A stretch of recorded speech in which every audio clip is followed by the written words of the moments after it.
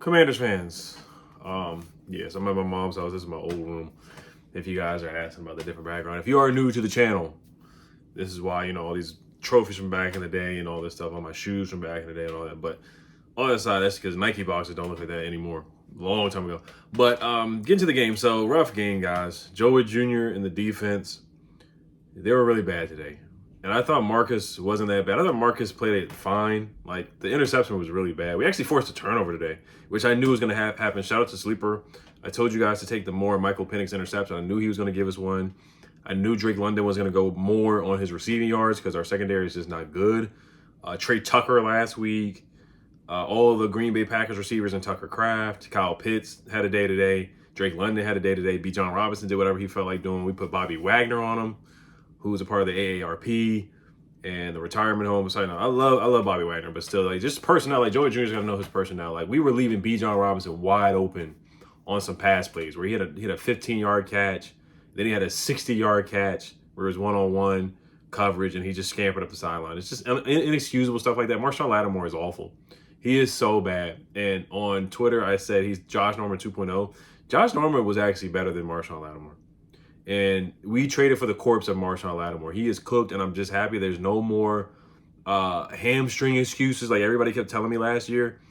He's just not himself. And I say, hey, look, every game, there's one good game, one bad game. One good game, one bad game.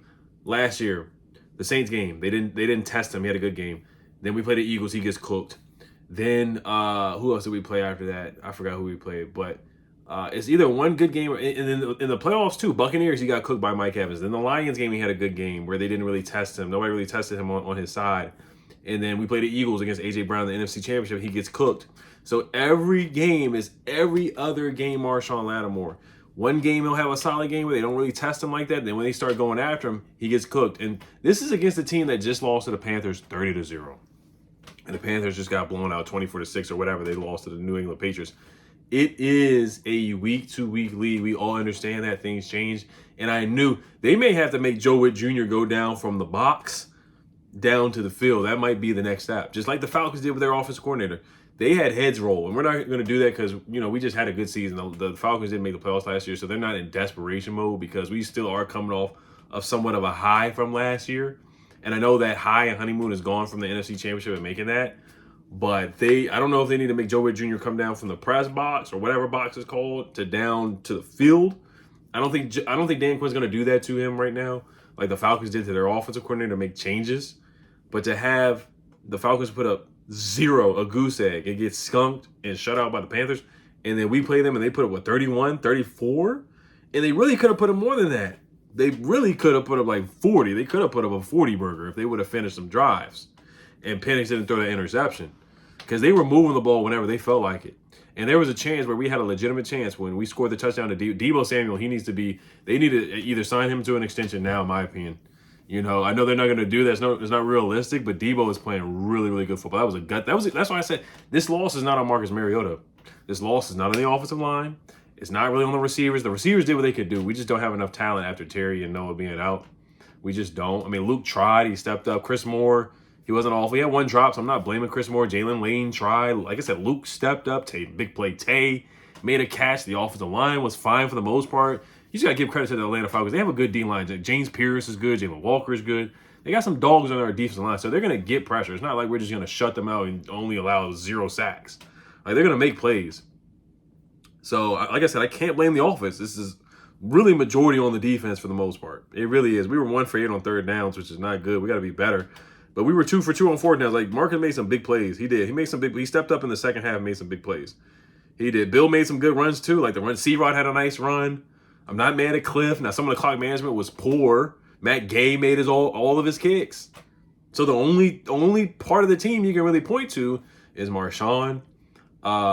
Jeremy Reeves missed a tackle. Von Miller missed a tackle. A couple guys missed some big tackles, man. They missed some big tackles. So this is just me going off the top. I am going to look at my notes now and look at some of the stats. Before we do that, let's get a quick word from today's sponsor, Sleeper. Ooh, what's good, Commanders fans? And shout out to today's sponsor, Sleeper, daily fantasy sports app. I got a great promo code deal for you guys using code Oliver. First-time users get a 100% deposit match up to $100 using promo code Oliver. Terms and conditions apply. Check out the link down below in the description and download the app as soon as possible. So we're gonna make some NFL picks each week. We are 1-3, but on the app you can do more or less on passing yards, receiving yards, rushing yards, anytime touchdown scores, receptions, which is one of my favorite ones, rushing attempts, kicking points, any stat, tackles you can do more or less, any stat you can think about in football, even sacks, defensive sacks.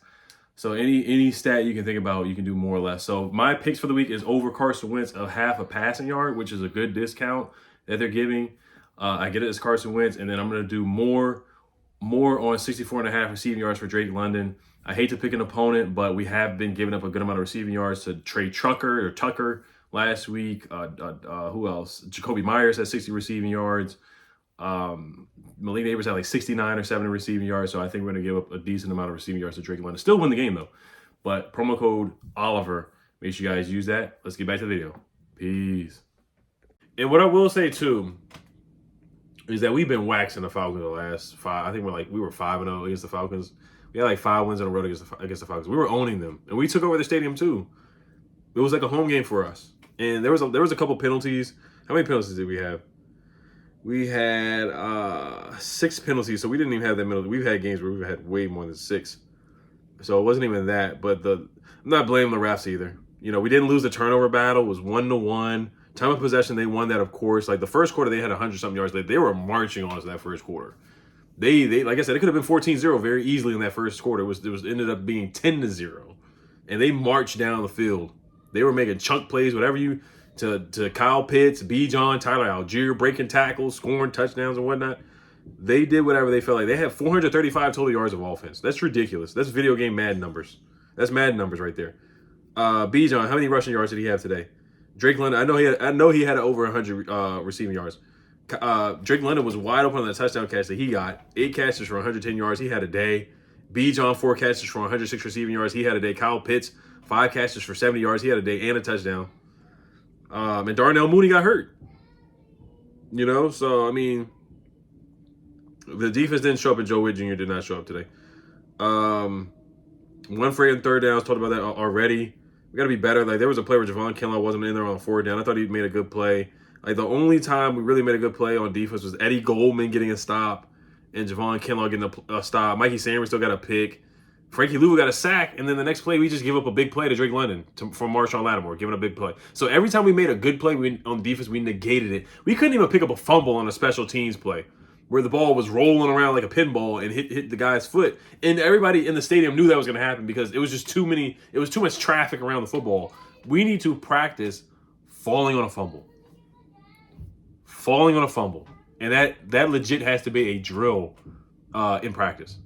Falling on a fumble. It really does.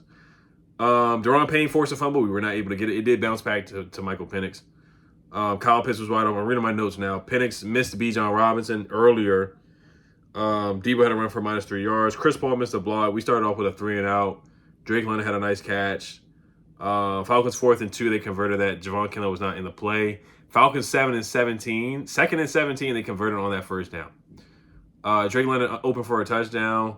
Chris C-Rock had a nice run. That was a nice run in the first quarter. Debo 4th down catch should have been challenged by Raheem Morris. We got away with it, but we quickly snapped the football. And Luke McCaffrey called the touchdown. That was nice. Luke McCaffrey had a nice kickoff return as well. Jalen Lane has to clean up the punt returns. I know he had a great game last week with returning punts, but that muff punt and him getting blown up like that, he's got to clean that up. He's got to be better making decisions on the fly. He just has to be better than that, and he's better than that. Debo fumbled, but he picked it back up. We ended up getting a field goal on that drive. Clock management bad at the end of the first half.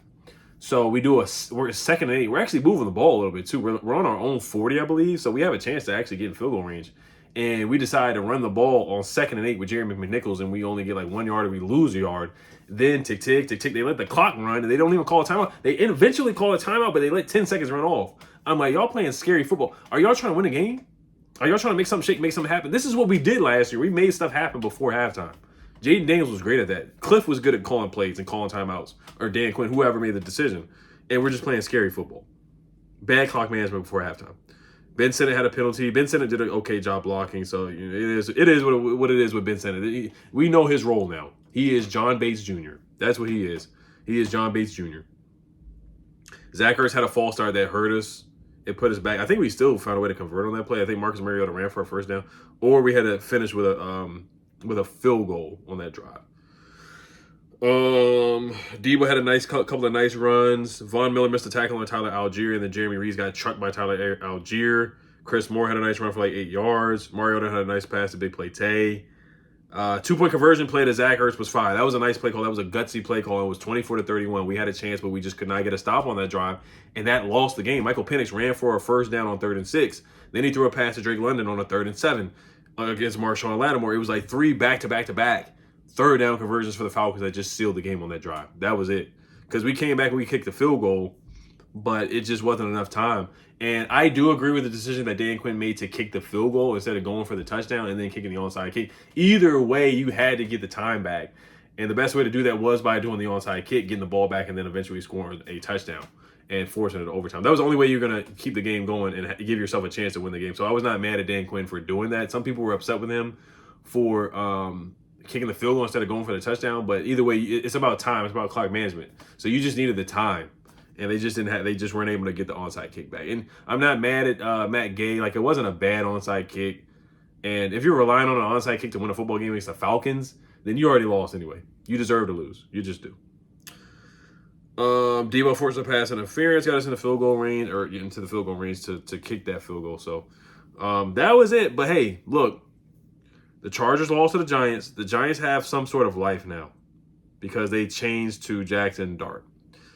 So they believe in themselves. They have some sort of life. They have a mobile quarterback that can move and can run. We play the Chargers next week at 4:25 in LA. Jaden is going to play. He's expected to play, so he will be back. There's no gamesmanship or last-minute decision-making. He's going to play. He's expected to play per Ian Rappaport, Adam Schefter, and all the big names have announced this already this morning. So Jaden Daniels is going to play in LA where he is from. So he should be hopefully 100% healthy and ready to go. They're a darn good team.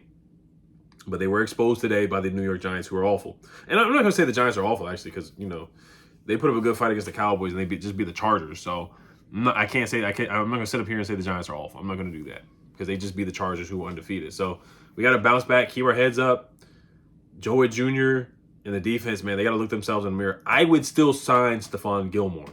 I think Stephon Gilmore at this point is better than Marshon. I don't care if he's 46 years old. I don't care if it's the unction or the retirement home. I don't care about age. You just got to get talent at this point. And you cannot have Marshon Lattimore guarding number 1 receivers in this league in 2025. You just can't do it, or you're going to lose football games. And I'm not blaming Marshon 100%, but he is a liability out there because they're not picking on Trey Amos like they are on Marshon Lattimore. Because when I see Trey Amos, he's making plays.